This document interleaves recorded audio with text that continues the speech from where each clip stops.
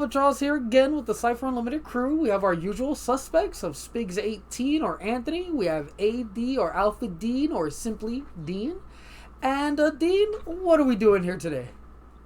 Well, guys, it's a pretty auspicious day today. We have none other than the award-winning New York Best Time-Selling author, game designer. This guy is awesome. None other than Matt Forbeck. And just to give you a little bit of background, this guy's resume is extensive, massive, and multifaceted, to say the least, especially in this realm of gaming and all those wonderful things.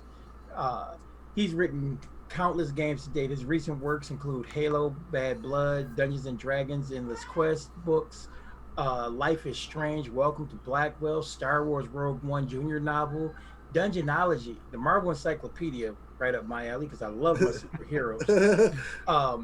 Not only that, but he's also been nominated for 28 Origins Awards and won 15. This included Best Role Playing for games like Deadlands and Lord of the Rings role-playing games, Best Miniatures for War Zones. I could go on and on. This is an extensive and well-rounded individual. None other than Matt Forbeck, everybody. Please say welcome, Cypher System, Cypher Unlimited. Welcome, welcome, welcome. Matt? All right, I'm going to blush now.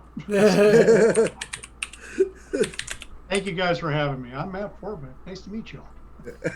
Awesome. Hey, Matt, welcome to the CU. We're so happy to have you here.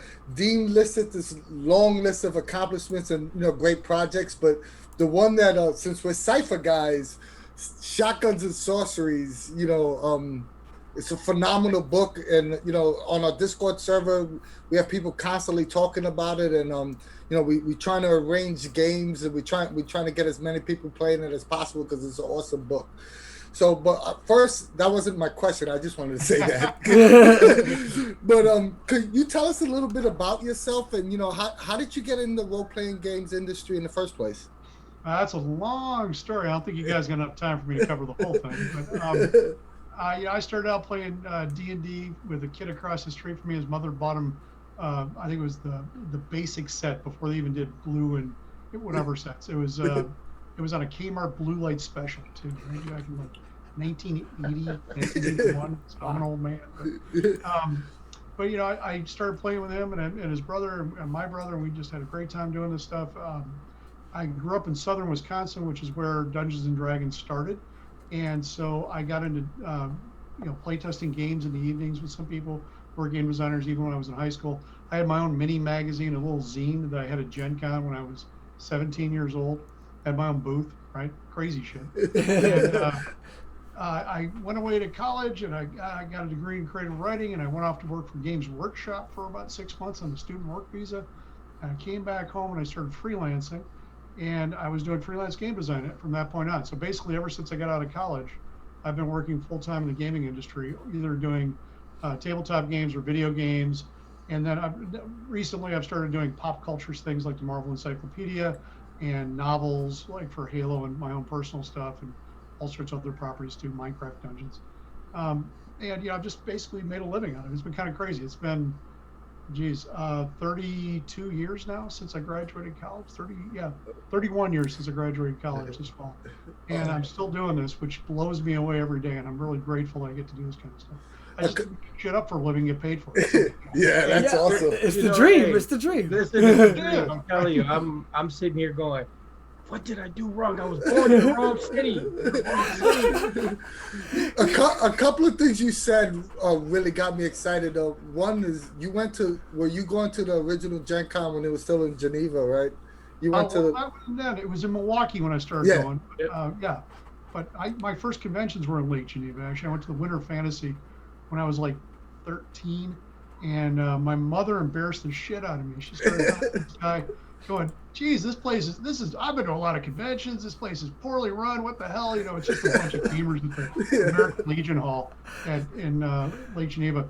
And I'm done, and she's taking me home because I'm too young to drive or anything. She goes, I was talking to this guy. I'm like, Mom, that was Gary Gygax. What are you doing? Oh.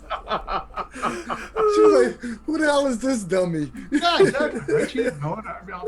I barely knew until I saw his name. I'm like, holy Christ, this Gary. That's awesome. Coincidentally, 20 years later or so, I ended up going to his reception for his funeral. Was in that same building.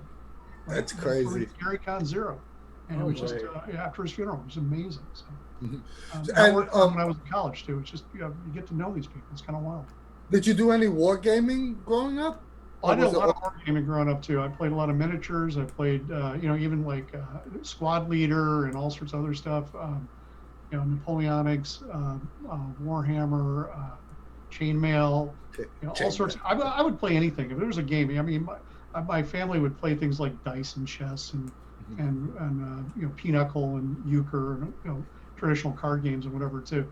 My mother likes to play speed solitaire, we get 8 people playing speed solitaire at a time. People get their fingers broken, right? So it's just very vicious, competitive stuff. It was fun. I mean, that sounds like the perfect environment. Exactly. For like developing your sort of like sense of skills. That's awesome home environment. But what you call it? We've already said that you're an award-winning author, writer for game designer, all this stuff. You've done work for role-playing games, board games, card games, video games. Do you have a preference on what you like to write or design for?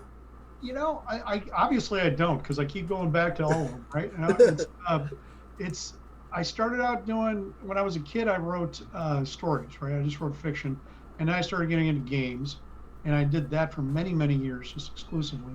And then I've written, comic books and video games and all sorts of other stuff, and they all are fun in their own different ways. I mean, they're all just a different form of storytelling, right? I mean, at the end of it, I think, as long as you have the skill for storytelling, the format you tell it in that's just the tools you're using, right? It doesn't really matter as long as you're telling an entertaining story, whether it's in games or comics or film or whatever.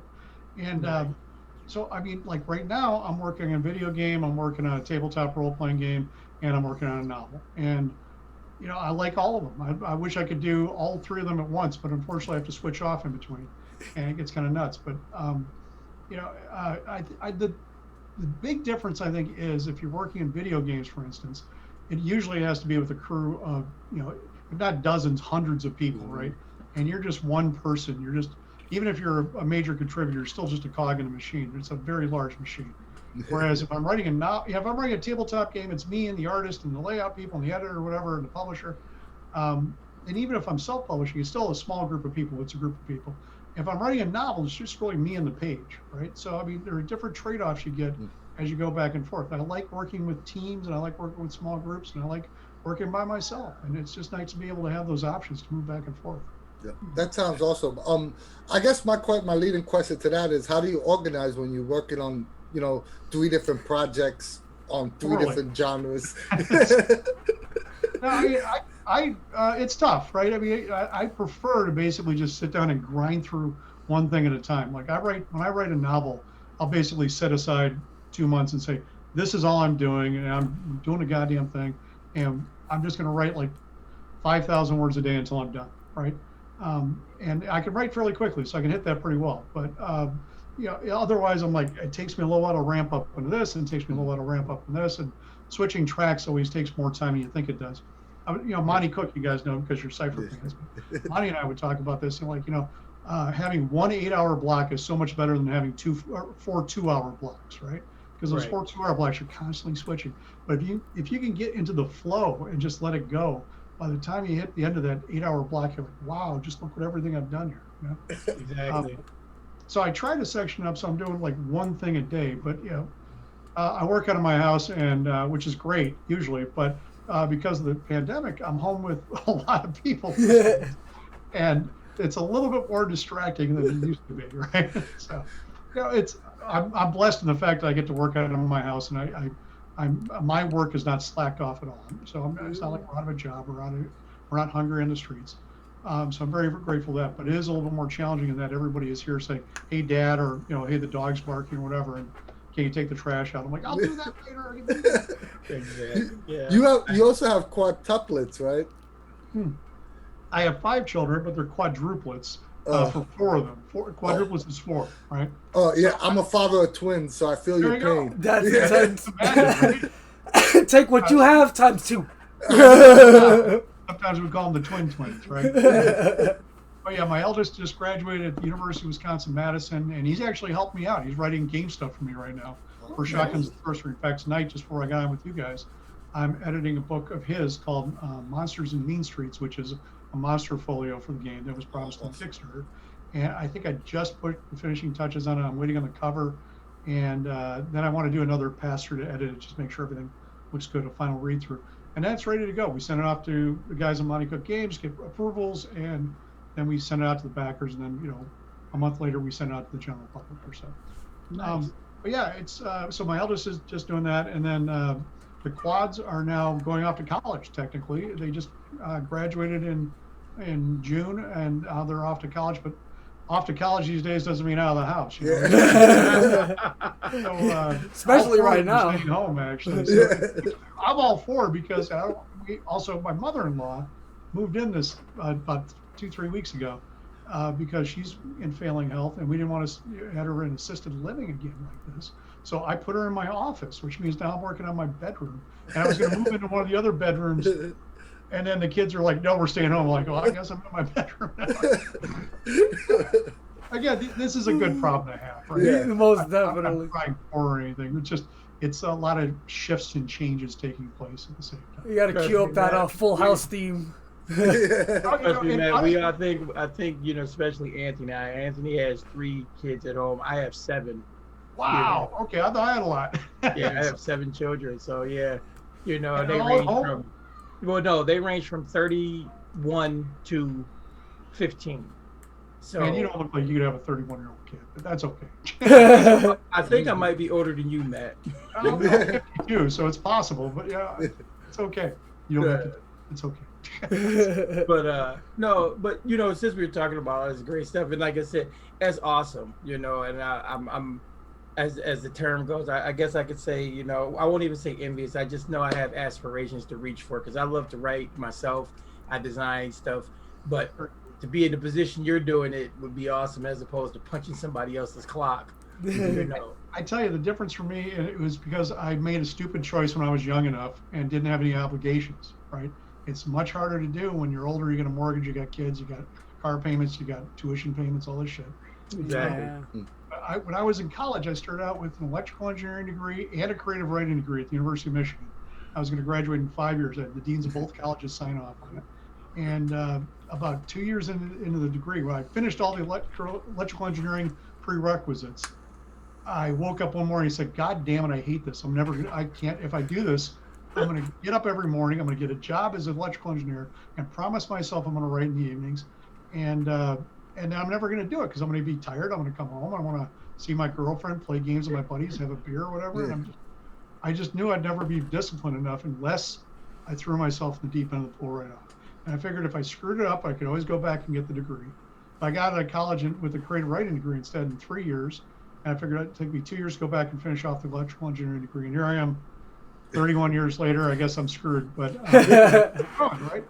But it's pretty awesome. I try to tell my kids, if you're going to make this kind of choice, do it while you're young, and you what's the risk then, right? Who are you harming? It's just yourself. That doesn't help you. I'm sorry. Listen, you said a mouthful. I mean, I did the same thing. I went to school. I got a degree in computer electronics and engineering. That's what I do. I also have make a good living at it, I hope. I also have a degree, in creative writing. I write all the time, but I just don't. But anyway, next question. Dean, don't worry. When Matt gets the quads tuition bills, he's gonna go back and get that. He's gonna go back and get that electrical engineering degree anyway.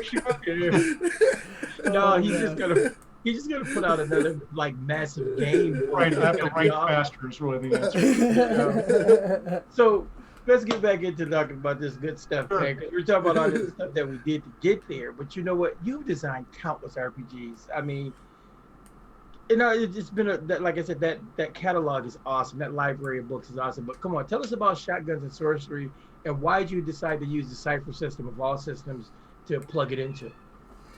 Well, Shotguns and Sorcery is a setting that I came up with way back in 2000 when Wizards of the Coast did their world search for saying we just send us in a one-page idea. Yeah. And my friend Keith Baker, who I'd actually mentored into becoming a freelancer, won that search setting, and it was for Eberron, right? Yep. man, I had a setting that was kind of like that. But, I ended up writing a trilogy of Eberron novels, the ones that came out directly after Keith's. And I had a great time. I've done a lot of stuff with Wizards of the Coast over the years, and they're good people. But then I had this setting. I'm like, what the hell am I going to do with it? I turned around and I sold it to a company called Mongoose, which did a lot of D20 stuff. Yep. And the problem was that, we sold it. We were starting to set up a schedule, and then my wife got pregnant with quadruplets. And I'm like, well, guys, I don't have time to do this thing. I got to stick to what is paying me, and I have very little time right now. I was also working as a Lord of the Rings line developer for Lord of the Rings RPG at the time. And I'm like, I have to focus on this because this is all I can do right now. Bills are coming in, guaranteed money, and I'll have to push this off for a bit. And the guys at Mongoose were like, well, yeah, sure. What the hell are we going to do? We understand. So I let it sit for about 10 years, and then Robin Laws, who's a pretty good game designer himself. I know Robin Laws well. Yeah, right? Robin's a freaking legend these days. But he says, I get this theory about literature called the new hero, or the iconic hero, where he says that most people have, most heroes traditionally in film and whatever have a dramatic arc, where, they go through a change and become a better person at the end, right? But he says that doesn't work for everybody. You look at Batman, Sherlock Holmes, Spider-Man, Superman, whoever. These are iconic heroes. They're in serial fiction, and they don't change. They change the world around them by being true to who they are. And he said, I want you to come up with a story for that. And I'm like, oh. So I said, I'll write a story set in Shotguns and Sorcery. And then another friend asked me for a story, and I wrote that one. And then I did this crazy thing called 12 for 12 back in 2012, where I challenged myself to write a dozen novels in the year. Because, again, I'm a fast writer, and I figured, who the hell is going to buy 12 novels from me, though? So I set up 4 Kickstarters. I broke them up into trilogies and ran 4 different Kickstarters. And the first one was based on Brave New World, which is a role-playing game I did when I was the president of Pinnacle back in 1999. And then the second one was for Shotguns and Sorcery. The third one was Dangerous Games, which was a trilogy based. It was a trilogy of thrillers based at Gen Con, modern-day thrillers at a game convention. And the fourth one was Monster Academy, which is all sorts of kid monsters in a juvenile hall for monsters, essentially. But so Shotguns and Sorcery, I write this, and then somebody contacts me and says, we want to do an enhanced ebook edition with music and puzzles and animation and all this artwork. And I'm like, oh, cool, right? And this is a company that did, what was it? They did like a Frankenstein version of this. It did really well. And then their second Kickstarter tanked. It didn't do anything, right? They failed. So they said, we can't do the book, we're sorry. But the artist who did it was Jeremy Moeller, and Jeremy said, man, I don't know if I could put together something like that, but I could sure love to do a role-playing game with you. And I put him off for 3-4 years. And finally I said, you know what, Jeremy, I'm never going to get around to do this. I don't have the time for it. So sure, if you want the license, go for it. So we ran a Kickstarter. It funded pretty well. And then he ended up doing the Shotguns and Sorcery role-playing game. And he had asked me for suggestions for different game engines at the time. I thought, you could do your own, but I'm not going to design it because I'm too busy to do this. Otherwise, I would just do it. So you should probably pick something. And I recommended, amongst other things, the Cypher System, because I knew Monty from way back, right? Monty Cook was an old friend of mine. We had a writers group in Wisconsin called the A-Literates, right? The A-Literates, whatever. And it was a bunch of guys who were mostly ex-TSR novelists and such and game designers. And when Monty lived in Wisconsin again, he went to Seattle for a while, moved back to Wisconsin. He was part of that with us. And then he moved back to Seattle. Now they have a Seattle chapter that's going fairly strong too. But also I knew Monty, he edited my first big game book I ever did for Western Hero for Iron Crown Enterprises back in 1991, 92, right? Yeah. And I have that book. There you go, right? So Monty edited that, right? So I've known Monty since 91, 92, so almost 30 years, 29 years. And when I knew all about the Cypher System, I had a lot of respect for him and Bruce Cordell and Shauna and the rest of the people, and Charles and Tammy and the whole crew over at Monty Cook Games. And so they're like, yeah, I said, if you work it out with them, that'd be great. I think they do great work. And so he set up a license with them. The guy who's in charge of, who's the, I don't even know what his title is nowadays, but Charles Ryan was actually one of my employees at Pinnacle too. Great designer, great graphic designer, does wonderful work. So it was a pleasure to work with all these guys again. And then we hired Rob Schwalb to actually do the rules writing, right? And Rob, he knew the Cypher System backward and forward. It was, again, just a crackerjack game designer. So I was just thrilled to have such a good team to work with. And then Jeremy supplied all this amazing artwork. You can see some of it in the background. Yeah, Here. no. So just stunningly good stuff. So, yeah, exactly.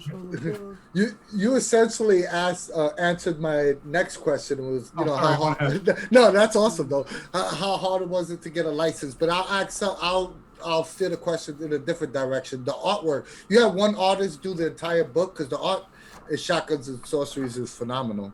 It's not really one artist. That was the original idea, but Jeremy ended up having some personal issues at home. Had a divorce he was going through, and it became sucked up a lot of his time, which is one of the reasons that the game was delivered so late. Right? He was, I turned in my stuff, and Rob turned in his stuff.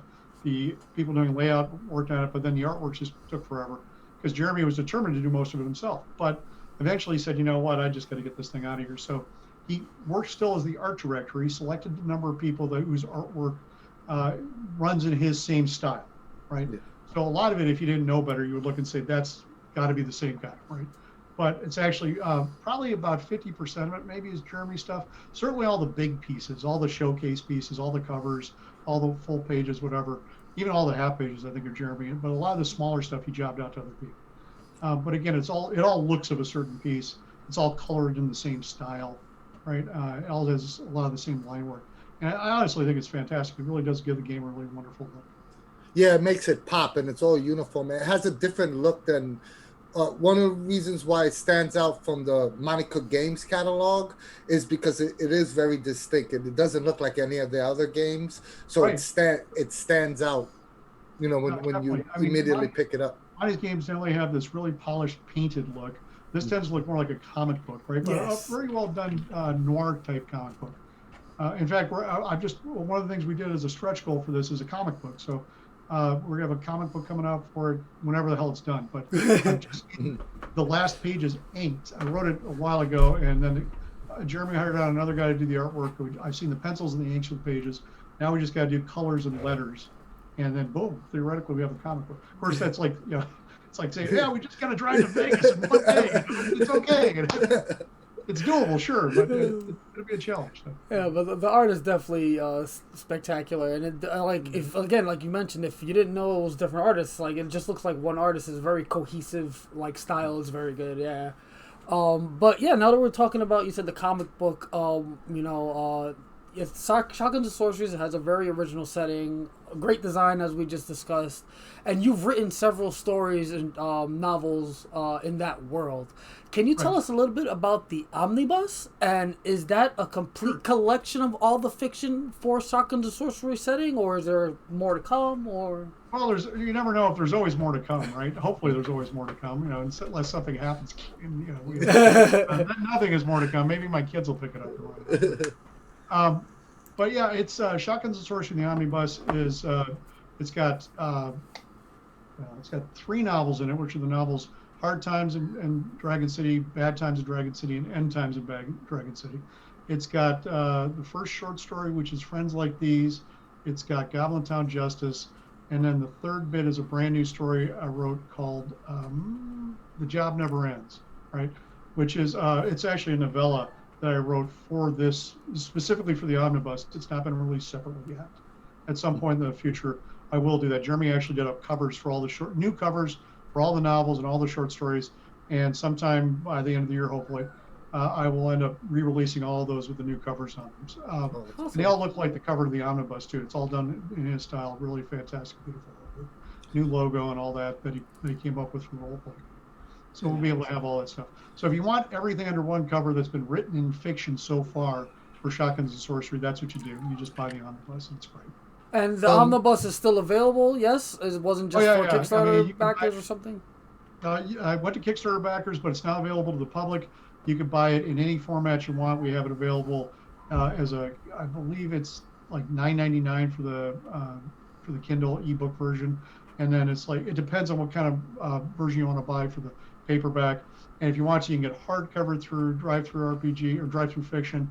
And then there's even Barnes & Noble's, they do a hardcover with a dust jacket, right? Which I didn't see anybody else doing. These are all print-on-demand things, right? So, awesome. So I'm just kind of playing around with the different technologies and seeing what's available. But they do a very sharp print-on-demand version. I would hand you all this stuff, but my office, this is not my office. I don't even know where the hell these things are at the moment, right? Man, you know, What do I have here? I Matt. got a deep gun, right? That's the most. So We'll definitely put the link down below in our description and if anybody wants to Matt, purchase it. maybe we can convince you, twist your arm a little bit, get you to sign one of those. Maybe I'll just send you a print on demand copy and you can sign it. We'll I'd be get that thrilled to away sign and it. Honestly, I'm not afraid of. People say, "How do you get a book signed?" I'm like, you send it to my house with return postage. I write my name in it, which is obviously a sin, and I send it back to you. Right? All right. Then People get worried about being doxxed, but I live in the middle of freaking. Well, not. I mean, you can get to my house in a car, obviously. But, I'm not worried about somebody coming knocking on my door. It's perfectly fine. I have the right level of fame. I have exactly where. People know me in my little area that I work in, and they like the stuff I do, and nobody comes knocking on my door and saying, "What the hell are you doing?" Right? So, awesome. Win-win, right? So yeah, so people. I guess that's what's gonna happen. I guess maybe for one of these giveaways we do, I'm gonna get a signed copy of Omnibus for you guys. So we'll get that out there for all our people out there as well. So talking about all this great stuff, you've got this great list. I mean, the projects you've done, like I said, we've been talking about them here. It's massive and it's awesome. I mean, 15 Origins and 10 Any awards under your belt. Is there a favorite game that you worked on? Favorite design? Probably my favorite, and it's like choosing children, really, right? But the one that is probably closest to my heart, besides Shotguns and Sorcery, which I spent a lot of time in the last few years, is this game called Brave New World, which I did, which was this dystopian supers game that I did for Pinnacle way back then, and then AEG published it for a year. The rights have now reverted back to me. I purchased them back from AEG, and I'm hoping to do a Kickstarter at some point and do a whole new edition of the game, right? And again, this is a good problem to have. I keep getting really amazing projects dropped in my lap, and I'm like, well, I want to do that, but I'm like, so it's been put off right now, right? I was hoping to do it for the 20th anniversary, which would have been in 2019. But in this year, I can tell you right now, there's no chance in hell of me getting to it. But hopefully, what I'm hoping to is get everything geared up, line it up, hand some of it over to my son who's looking for work, and say, Marty, can you handle some of this stuff? And I'll just kind of oversee it and give you the outlines or whatever, and at least get it moving so I can get it going. Then we'll run a Kickstarter sometime in 2021. Well, any idea what rules set? Just real quick. Sure. So you know, I played the original Brave New World. Loved it because I told you I love superheroes. I have like superhero games over here. And if you want some more help, just let a guy know. I will put out a call when it happens. Believe me. I was gonna ask. Any idea what the rule set, core mechanics are gonna be? I do have some ideas. I'm not at liberty to share them at the moment. So, I do have some ideas. There are some things in the works or that might become apparent as other announcements are made later in the year. So, awesome. Kind of thing. That's about as much as I can say. One of the things you learn as you do this kind of stuff is they have you sign a lot of they call them NDAs, disclosure agreements, right? So you can't say anything about what you're working on until the people in charge of it actually announce it because they don't want you ruining their publicity. So I've signed more NDAs than just about anything in my life, I think, at this point. You sign contracts to do work, but before you sign a contract to do work, they say, first, for us to tell you what we want you to do, you have to sign this NDA. Yeah. Okay. You had mentioned earlier, you had a 4-year stint as the president of Pinnacle Entertainment, but the majority of your time has been a freelancer in the gaming industry. Can you talk about the advantages and disadvantages being a freelance designer? And, maybe talk about some of the negative issues that may arise. The old joke is, what's the difference between a pizza and a freelance game designer? Pizza can feed a family of 4. And that, I say that even though I managed to chip in my part. My wife works as well, right? One of the honest things that most freelance game designers need, or any freelancer, is a spouse with benefits, right? Because in America, it's all conditioned upon your employment, right? So especially if you got 4 premature children, the idea that you walk around without health benefits is kind of crazy. So my wife's always been the one who's had the stable job, which is really nice for 2 reasons. One is it gives you health benefits and other benefits, but also it gives you a stable source of income that you can go off of, right? I usually make more money than her. Often I'll make a good chunk more money in there. But my income is like this, right? I get a big payment, and I do the work. Then I get another big payment, and I do the work. And then somebody forgets to pay me, and I got to call them up and threaten their lives, and I do the work. You know, it gets nuts, right? I often say as a freelancer, you have 3 different jobs. You have to go out and get the job, you have to do the job, and then you have to get paid for the job. And if you screw up any of those 3 things, you're out of business, right? And you really do have to look at it as being in business for yourself, because that's what you are. If you don't treat every portion of that with the respect that it deserves, you will find yourself going back to work for other people. And it does require, I was talking before about I didn't think I could be disciplined enough. It forced me to develop this discipline, right? I had to actually learn how to do this. First year I did it, I probably made like $4,000, and my girlfriend at the time, is now my wife, paid my rent for my birthday and for Christmas, right? And the next year I made double, the next year I made double, and eventually you're making decent money, right?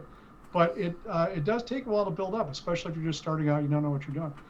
Working for somebody else is really nice in that you get benefits, you get a paycheck, you get steady income, all that kind of stuff.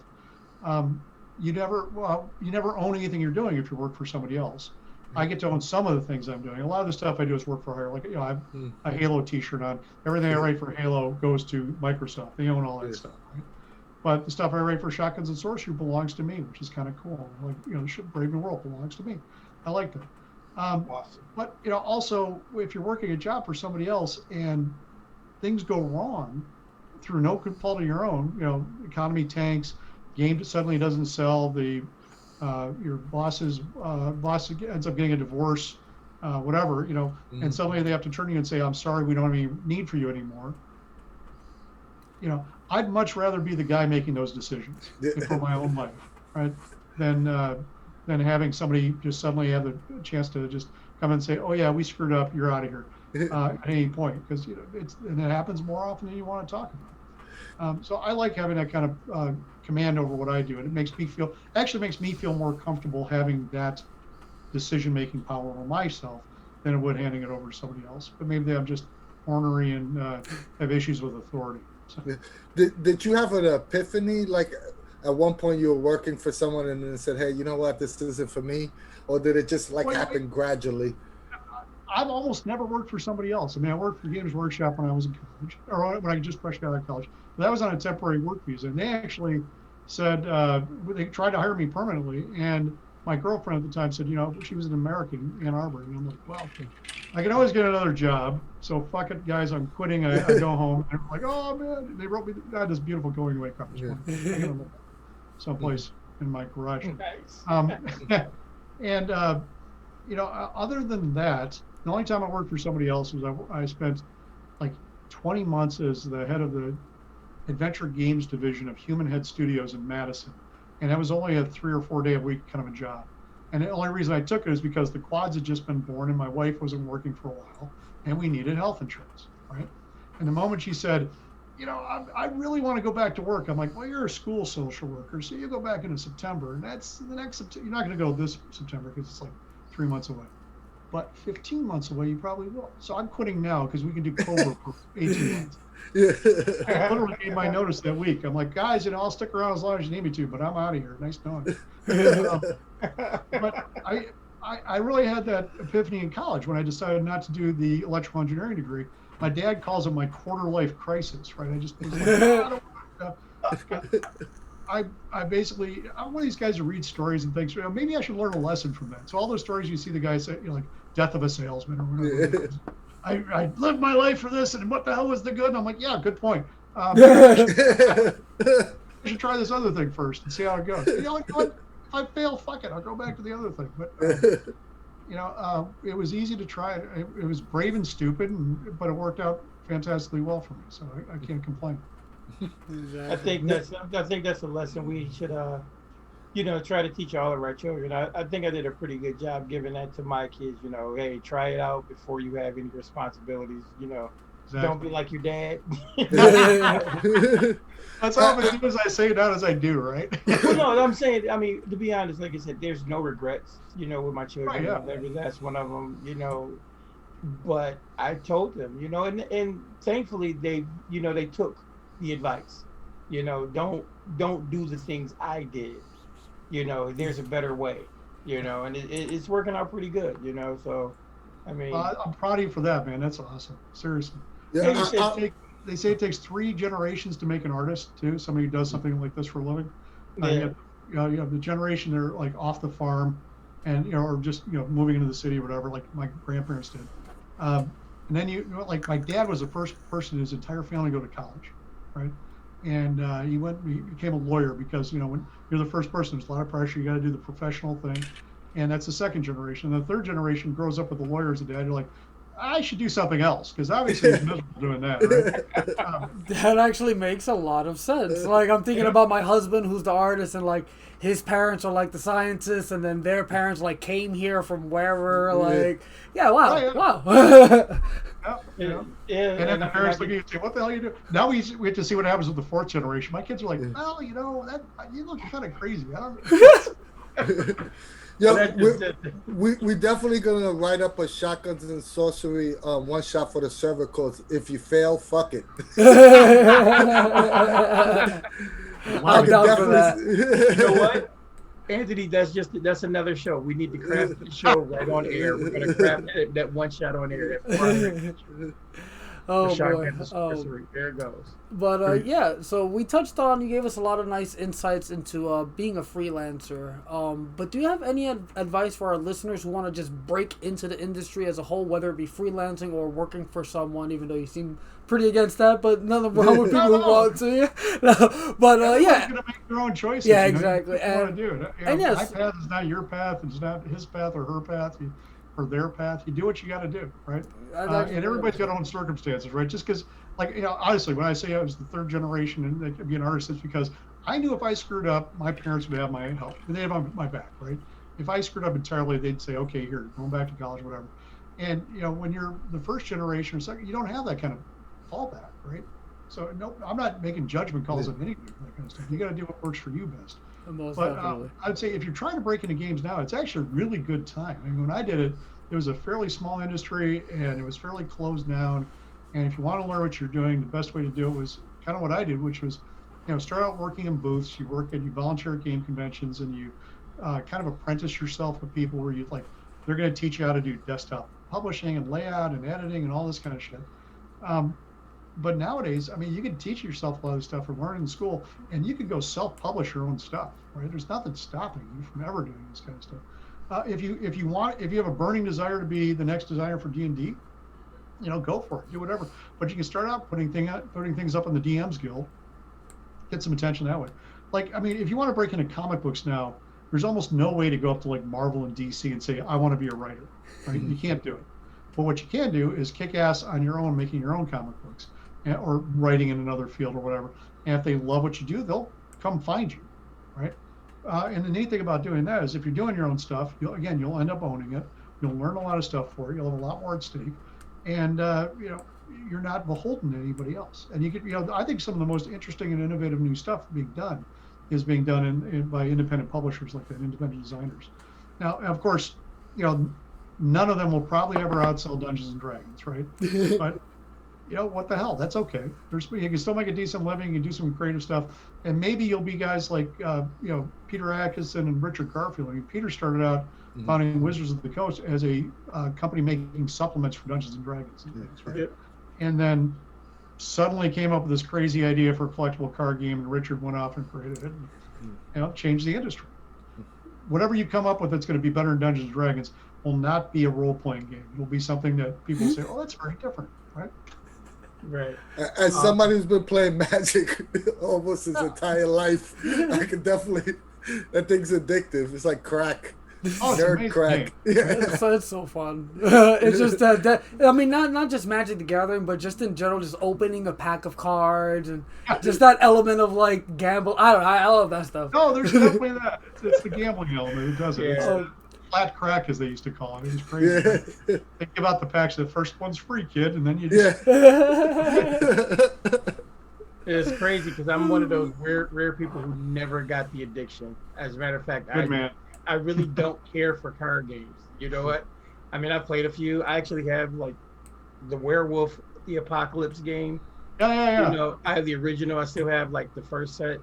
Yeah, and Rage. Like, I remember that. And I'm like, whatever. But I've designed a few of them, but part of the thing is having done this over the years is if you do it long enough, you lose that collector's gene. I think in a lot of ways because you're like, well, it's just a game. I don't really care. I suck at games, right? I'm really terrible at it because when I play, especially if I'm playing a tabletop game, I'm not really interested in winning so much as figuring out how it works. And once I figure out how it works, I'm like, oh, that was cool. What's the next thing? exactly. You're more of And that. so I You're never really dissecting. take the time to get good at any of them. Right? Yeah, I like to tell stories. That's why I play tabletop. You Exactly. know? Yeah. Fun. So I mean, Matt, I mean, this brings us, to the last question before Anthony gets to, torture you and abuse you.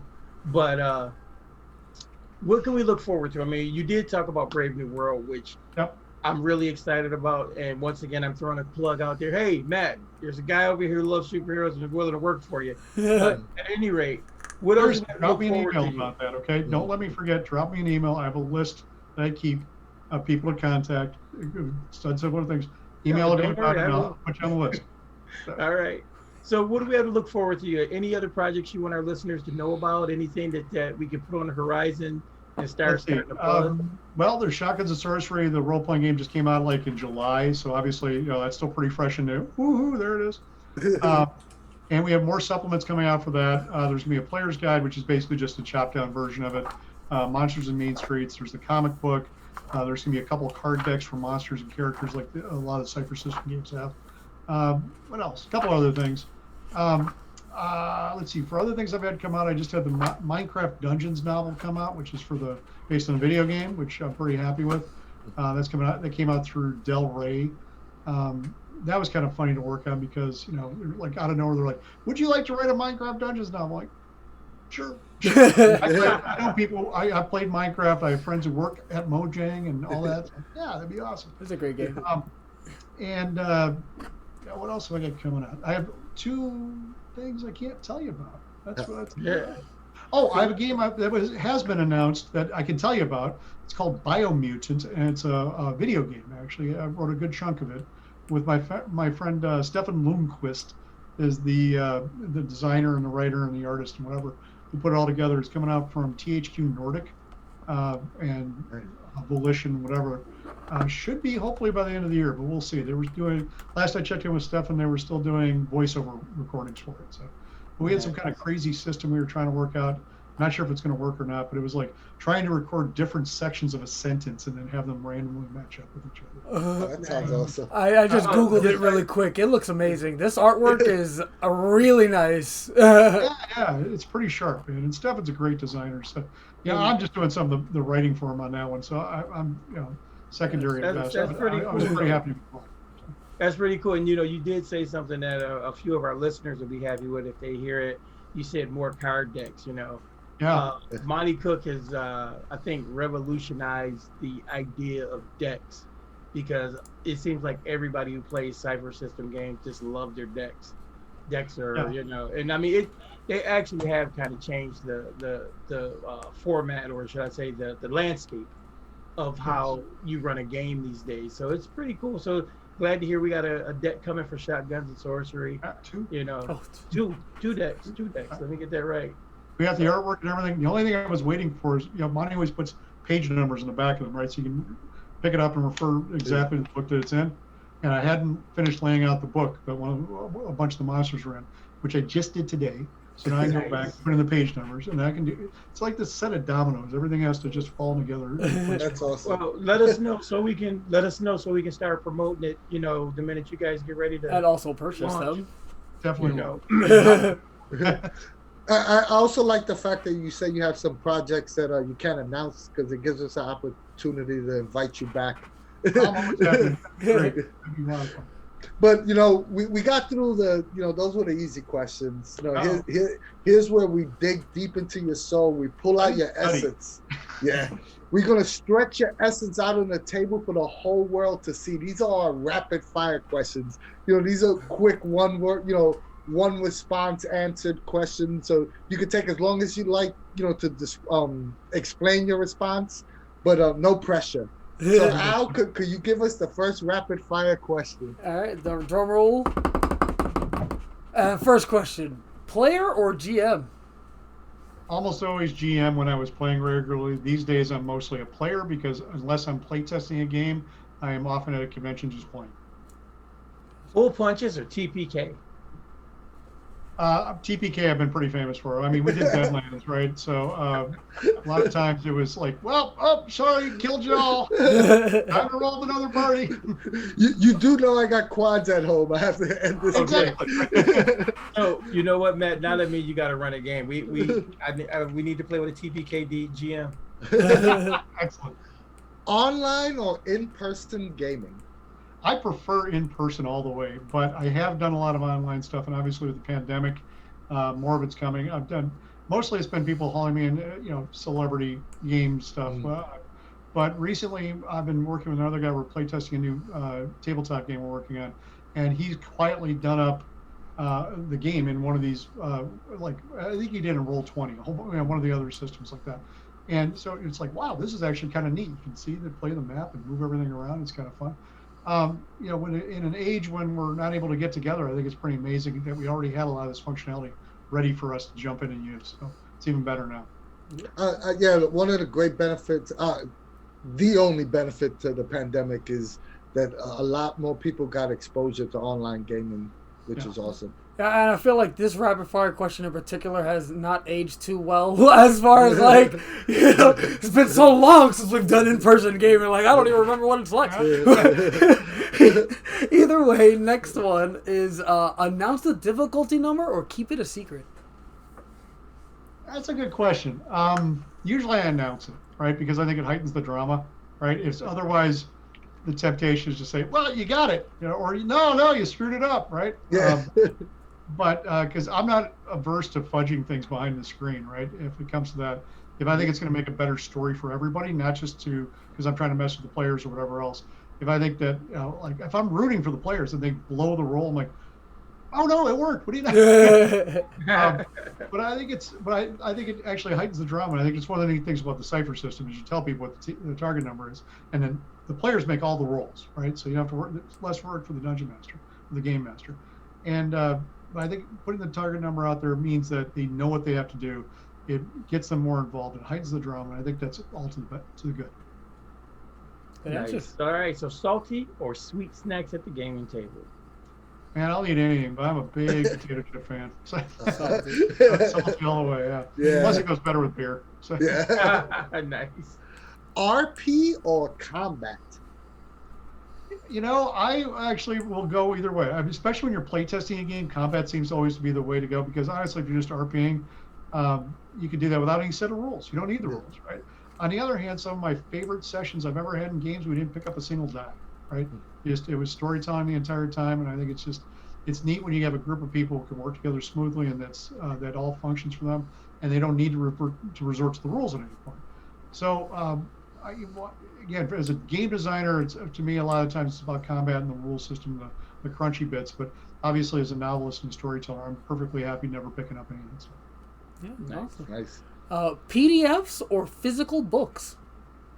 I'm a monster in PDFs these days, I'll admit. I like having physical books, but as the number of people in my house increased, the amount of space I had for books decreased, and I lost that collector's gene, like I said. So a couple of my kids have been putting my old gaming stuff up on eBay that we would find in my attic or my dad's attic or whatever.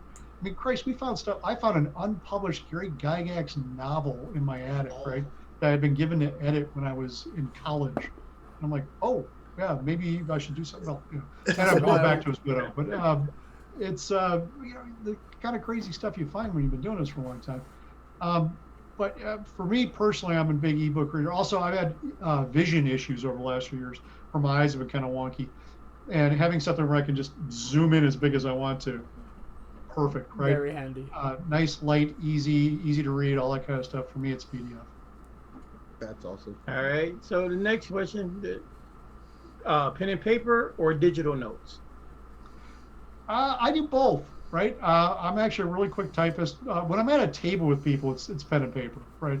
I don't generally tend to bring a laptop with me to take notes on, but if I'm, like, for instance, if I'm doing a Zoom call like this or whatever, I will be happy to type. I'll just put up Evernote in a window over here and clack it out. and I can actually touch type. So I can look at you guys and still type over here while I'm doing it and not worry about it, right? Whereas with pen and paper, it's just, to me, it's painfully slow. Like people ask you, how do you write your first draft? I'm like, type everything. Type everything. You guys like Neil Gaiman do it in full sweeping. I've been spoiled too. I used to write everything with used to have my specific ink pen and my specific notebook and start there. But now, especially if I know I had a project, I need my computer open. Yeah, it spoils you quick. Plus, it's already when you need to go back and search it later, it's there, right? Exactly. It's dated. You know when the hell you took the notes. You do all this stuff. It's a lot easier. At a table, again, I'll use pen and paper and transcribe later. Ninja notes. Yeah, but when I'm working, it's computer all the way. Pre-written adventures or original content? Well, I'm usually playtesting original content, so that would answer that. But honestly, I'm not against pre-written adventures. When I'm teaching my kids to play D&D or a new game like that, the last thing I want to do is try out a new idea for a set or new rule system and a new adventure at the same time, right? So if I'm teaching them a rule system, I'm perfectly happy to use the pre-written stuff. I think the Lost Minds of Fandelver or whatever was in the new starter kit. I've run that for people like 2 or 3 times, right? I think it's a neat way to get people involved. It's already tested. I trust the guys who've done this stuff. A lot of the times I know the designers and they're great writers, and I'd rely on their judgment to know it's going to be entertaining for their rule system than I would for mine. Once I've learned the system and I'm excited about it, I'd be happy to tinker out and do my own stuff.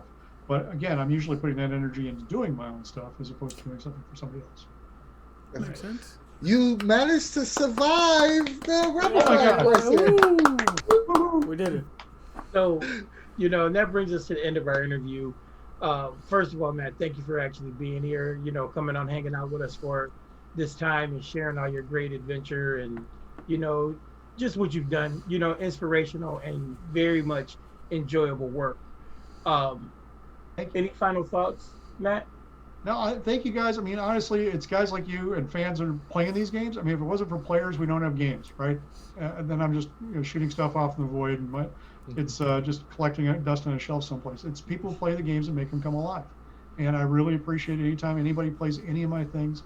That's one of the reasons, one of my favorite times of the year is conventions. I'm dying because there are no conventions this year. I take my kids. I love doing this stuff. This was going to be my 38th Gen Con in a row, I think. Wow. Combo breaker. Online conventions are just not the same. Yeah, exactly, right? It is kind of funny. You're one of the few people that I know who can say they've been in more conventions than more Gen Cons. Maybe not more conventions, but more Gen Cons. I've been at it since I was a little guy. So I grew up in the right place too. Southern Wisconsin. Exactly. That's the point. Like I said, that's a sticking point because when I first started playing, But Anthony, any final thoughts? I'll let Al go so I can lead into my part. Yeah, so this was a fantastic talk. Thank you so much, Matt, for coming on. But for our viewers out there, how could they reach you? Like Twitter, Facebook? What's a way to pick your brain, see what you're posting online? Well, I do have a website up at forbeck.com, FORBECK.com.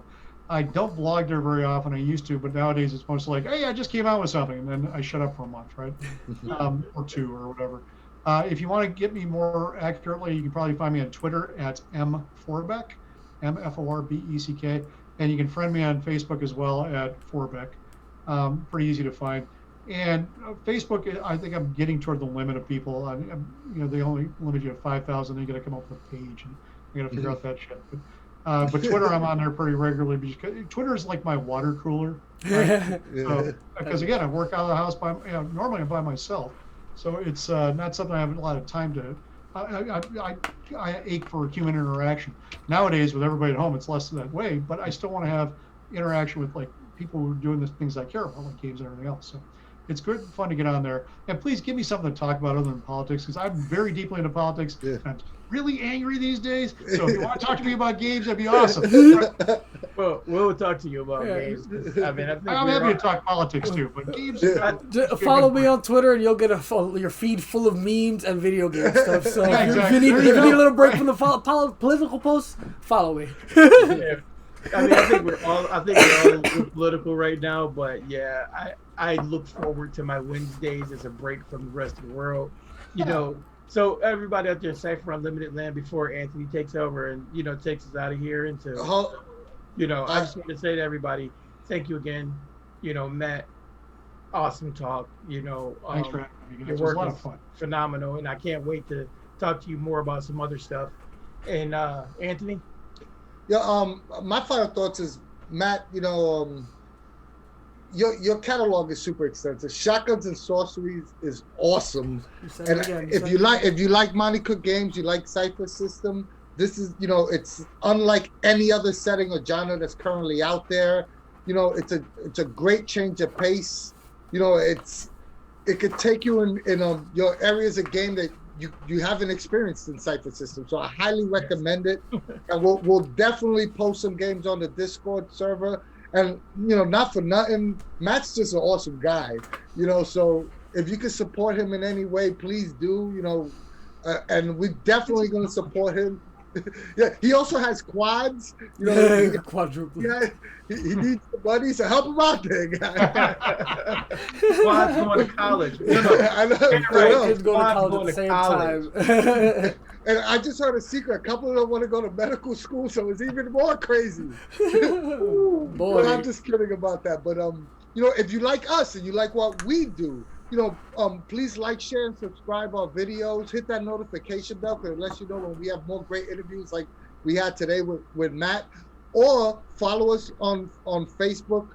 Join our Facebook group or join our Discord server, who has over 3,500 active members playing games, running games every day, and we'll love to chat with you on there, talk about our favorite games like Shotguns and Sorcery.